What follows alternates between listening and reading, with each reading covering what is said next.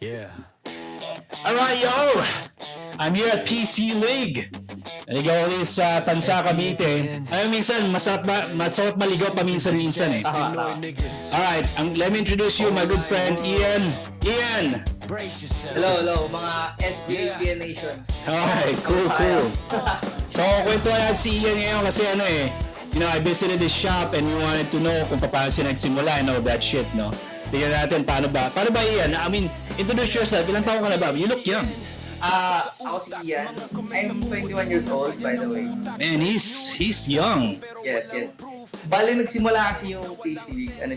Buy and sell siya ng mga used computer parts. I see, So, kumbaga, way back 2022, namimili kami ng mga scrap na computer parts, ganyan.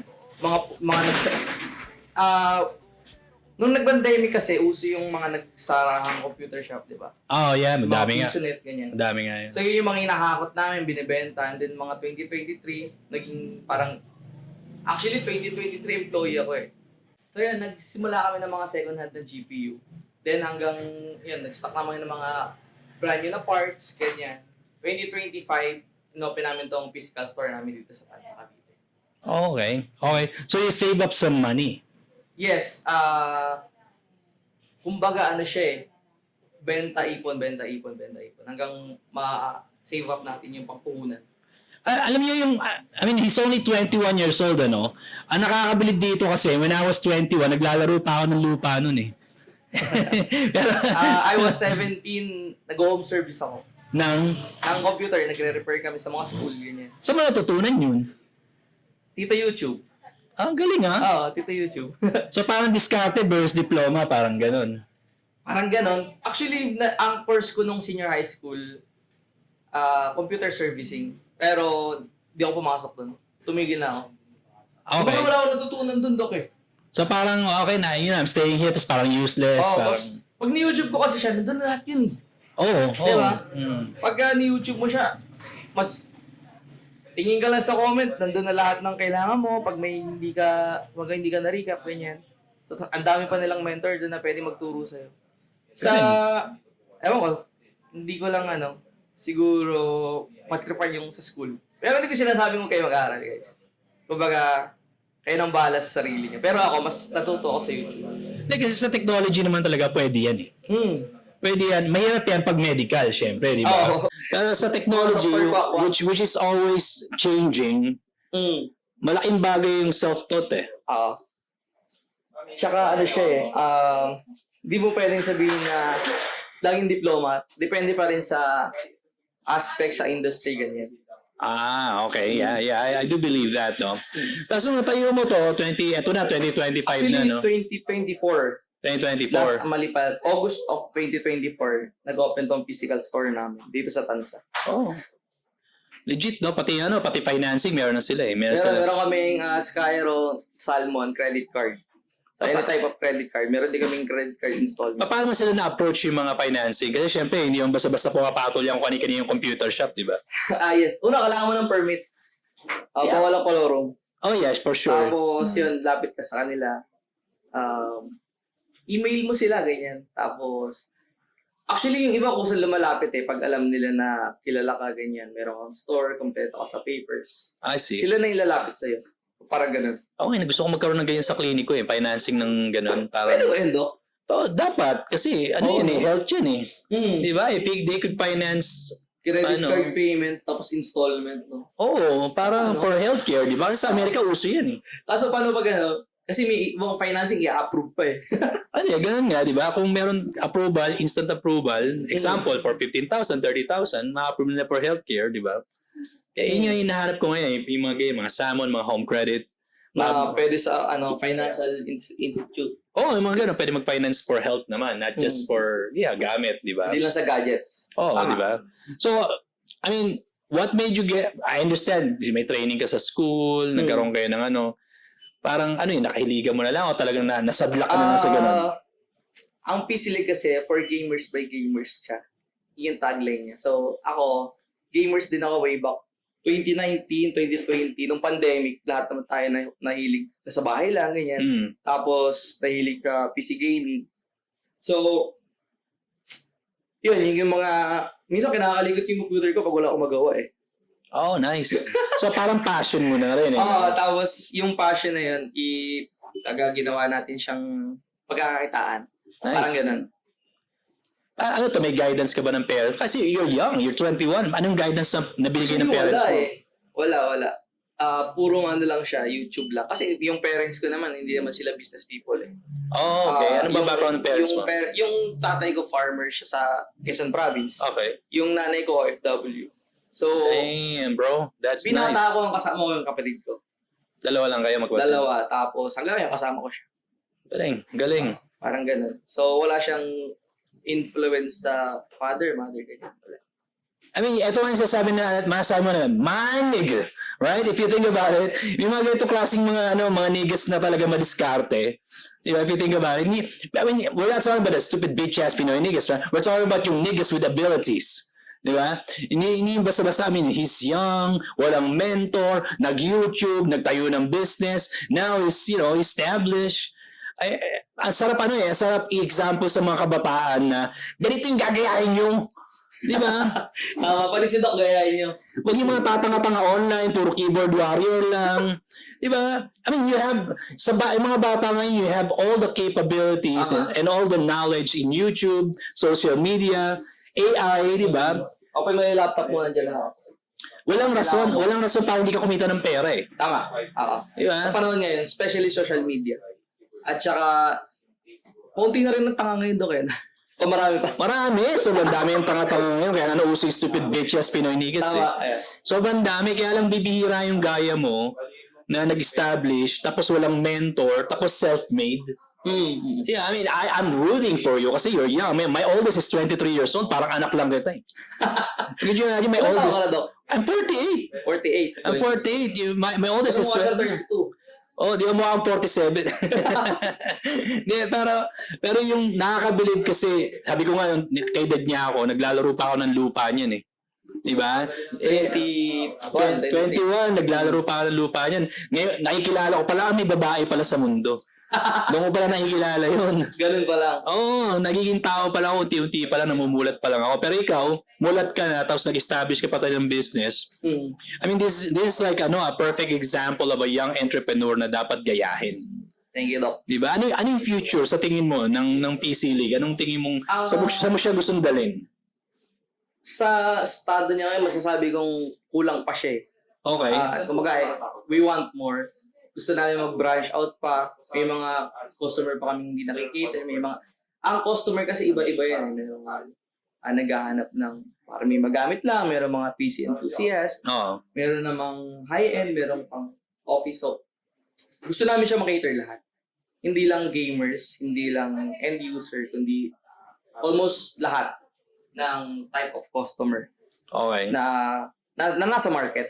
So, yun yung plano namin for next year. Hopefully, magawa namin. Ang pinlala ko kasi ngayong 2025, ma-open lahat ng financial channels. financing partner. Oh. So, nagsimula ako sa Sky. Ang hirap niya, hindi siya yung bastang lalapitan kanya tapos kailangan mo ng napakaraming requirements. So, yun ang goal ko nung 2025. 2024 kasi wala kaming cash lang. Oo. So, ang hirap nun.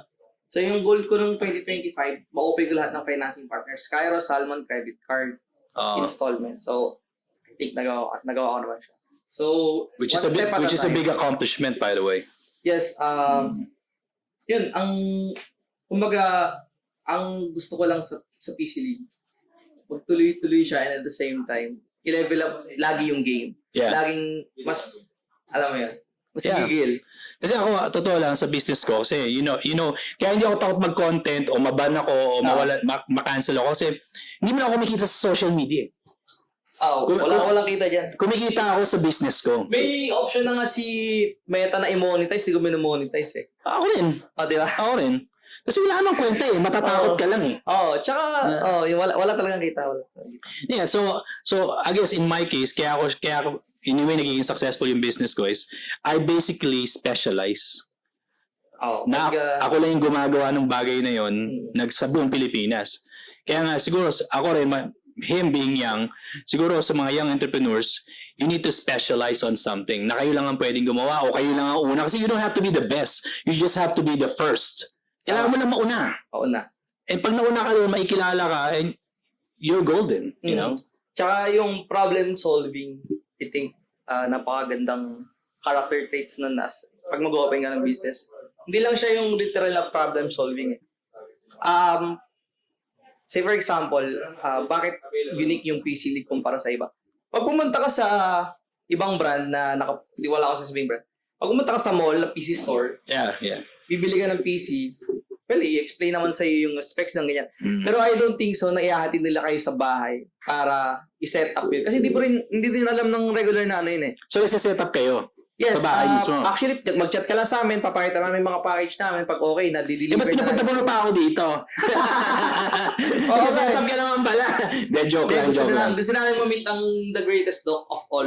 Yan. Hindi. Kaya pumunta ako dito, gusto ko siya ma-meet talaga in person. No? Hindi yung sa online lang.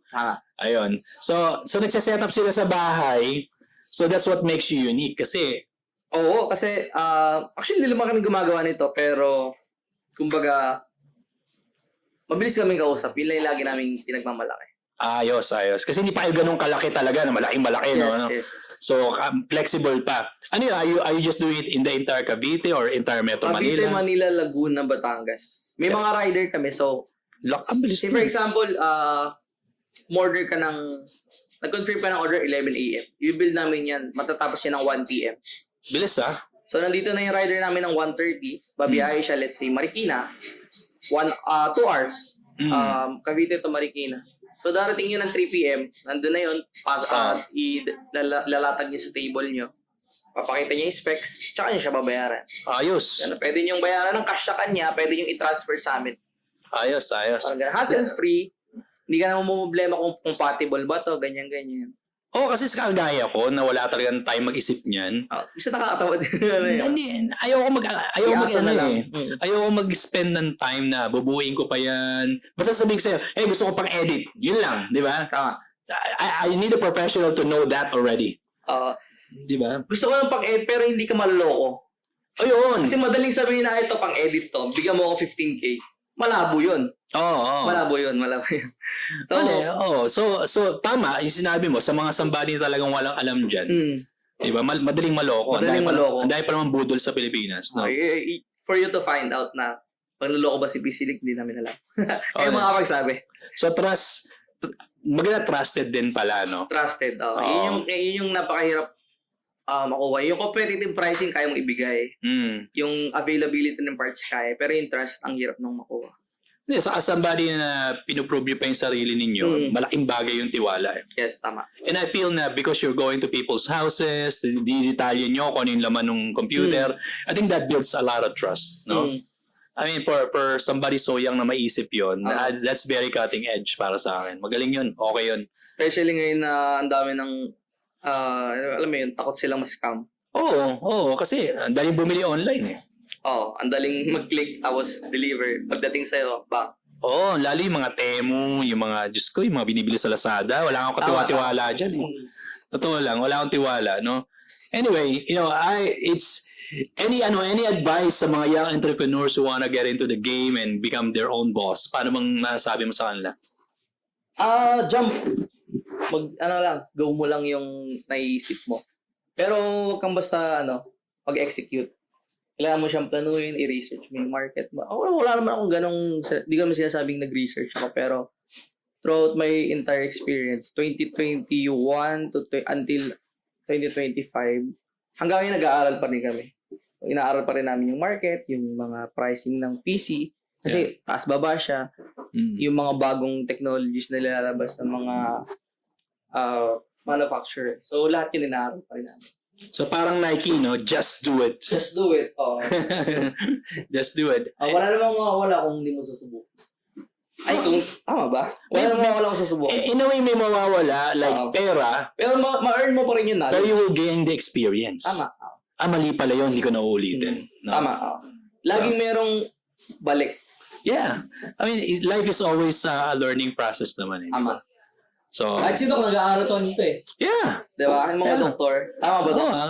Sa skill ko, established na kasi yun. Oo. Pero inaaral ko ngayon yung human psychology, paano ba mag-decide ang isang tao, ba't ba ganun sila magtanong, ba't sila tatanga-tanga, mga ganun.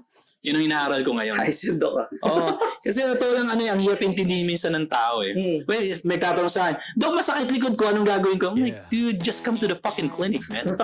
Di ba? Why why ask me? Masakit likod mo, pahaltak mo. Yeah, parang, masakit na pala likod mo, ba't di ka pumunta sa clinic? Di ba? Common sense eh. Sometimes common sense is not so common in the Philippines. Tama. Anyway, y'all, this is PC League, and I'm with Ian, the owner, 21-year-old guy, Doc self-made. Ron. Thank you. See y'all. Yes, I do. SBAPN Pasok sa utak, mga comments na bobo di ko na kaya ng utak. Fake news, sabi mo pero walang proof. Nagsara ka lang ng post na walang sense sa loof. Dok mali ka, sabi ng troll pero di alam. Research ko, facts walang goal. Memes, quotes, lahat